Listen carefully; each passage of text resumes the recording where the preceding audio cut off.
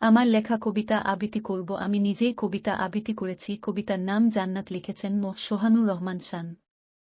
মুসলিমদের সকল আশা, জান্নাত তাদের ভালোবাসা। আল্লাহকে করলে ভয়, জান্নাত পাবে নিশ্চয়। ইসলাম হলো শান্তির ধর্ম, অশান্তি নয় তাদের কর্ম। অশান্তিটা করবে যারা, তারা হবে জান্নাতারা। খাঁটি মুসলিম জান্নাত যাবে, নামাজ তাদের চাবি হবে।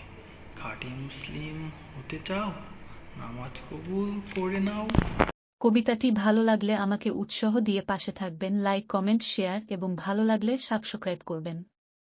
আপনাদের উৎসাহই আমাদের অনুপ্রেরণার কারণ।